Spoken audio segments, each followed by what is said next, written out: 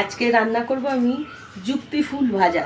এই ফুলটা হয়তো অনেকেই চেনেন না, আবার শহরের দিকে লোকেরা চেনে, এটা এখানেই বিক্রি হয় দেখেছি, কিন্তু আমাদের ওদিকে পাওয়া যায় না। আমরা কিন্তু চিনতাম না, আমি বিয়ের পর এটা চিনলাম, এখানে এসে দেখলাম এই ফুলগুলো বিক্রি হয় 400 টাকা 500 টাকা কেজি প্রথম যখন ওঠে। এখন এটা আমি যে 25 টাকা শ, মানে 250 টাকা কেজি।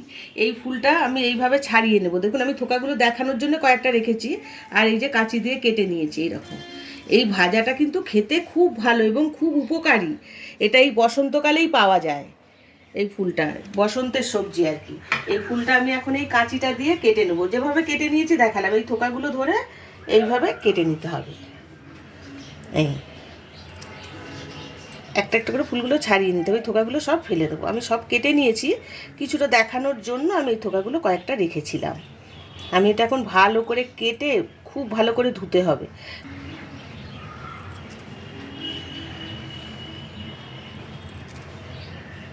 ফুলটা কেটে নেব, নিয়ে ভালো করে ধুয়ে নিতে হবে, কিন্তু অনেক সময় ছোটো ছোটো পোকা থাকে ফুলটা।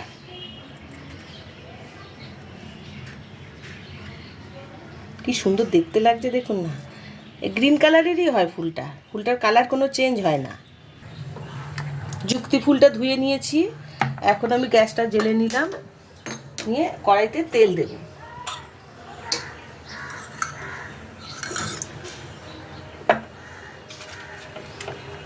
দেব শুকনো লঙ্কা দেব দুটো, আর দেবো একটু কালো জিরে ফোড়ন।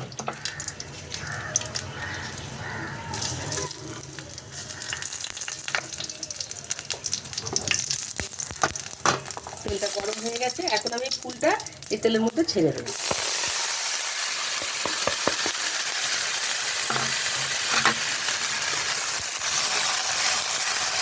কমে যাবে অনেকটা নাড়াচাড়ার পর। এখন এর মধ্যে দেবো আমি নুন দেবো, নুন দেবো 1 চামচের মতন, আর হলুদ গুঁড়ো দেবো এই ছোটো চামচের 1 চামচ দিয়ে ভালো করে নাড়াচাড়া করে ভেজে নেব। এটা আলু দিয়েও ভাজে, ছোটো ছোটো করে আলু কেটে, বেগুন দিয়েও ভাজে, আবার এমনিও ভাজে। আমি এটা শুধু ভাজি, শুধু ভাজাটাও খুব ভালো লাগে। দেখুন নাড়তে নাড়তে কত কমে গেছে, একদম নেড়ে চেড়ে ভেজে নিয়েছি, ভাজা হয়ে গেছে। এখন কতটা ছিল একদম কমে গেছে। এখন আমি গ্যাসটা বন্ধ করে এটাকে নামিয়ে নেব।